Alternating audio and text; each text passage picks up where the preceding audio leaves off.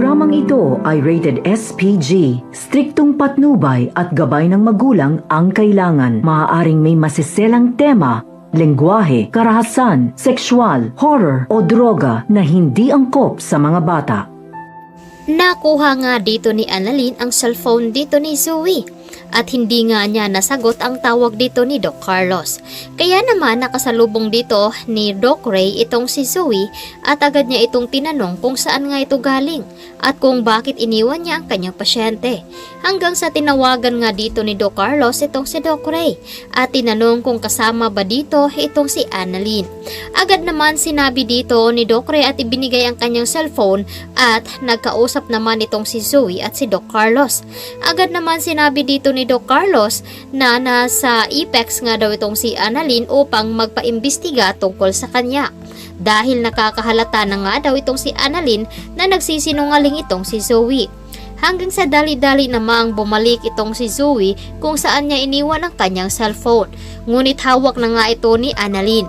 Agad naman pumigil itong si Doc Yola at Doc Joanne nung susugurin na sana dito ni Zoe itong si Annalyn. Ngunit napigilan naman dito at agad na hinabol at tumakbo si Annalyn papuntang taas. At agad naman na napatawag itong si Moira. Sinagot ito ni Annalyn at narinig niya na hawak nga dito ni Moira itong si Lolo Pepe at mayroon nga daw silang plano upang maisagawa itong pagpapahirap nila kay Lolo Pepe.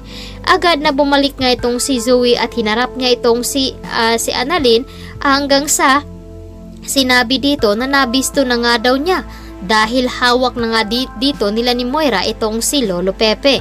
Na-stress naman itong si Zoe kaya agad tumawag ito kay Doc Carlos.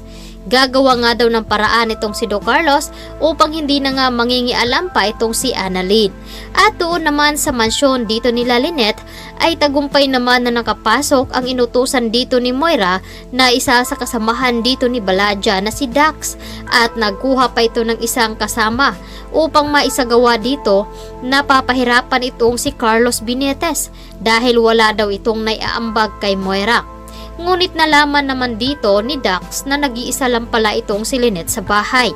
Kaya muling tinawagan ni Dax itong si Moira at agad sinabi dito na mag-isa lamang daw itong si Lynette.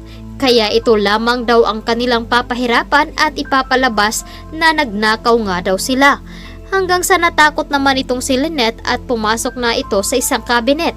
Ngunit nahuli pa rin siya dito ng mga lalaki. Agad na sinuntok ang kanya sikmura at pinahirapan. Mapupuntahan pa nga ba dito ni Annalyn ang kanyang ina na ngayon ay nasa panganib nga itong si Lynette. Samantalang ito namang si Chang Susan at Diyosa ay nakakahalata nga na parang may tao nga daw sa labas. At umalis na nga ang mga ito. Maisipan nga ba dito ni Chang Susan na bumalik sa bahay nila ni Lynette?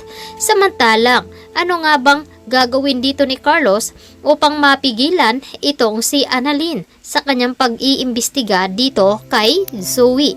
At nalaman na rin dito ni RJ at ni Giselle kung ano nga daw ang pakay dito ni Moira kung bakit nila tinago ang kanilang ama. Kaya naman, naisip dito ni Giselle na naghihiganti itong si Moira. Kaya ito ang dapat nating aabangan bukas dito lamang sa Abot Kamay na Pangarap. Maraming salamat sa inyong pagtutok at pakikinig dito lamang sa aking munting channel.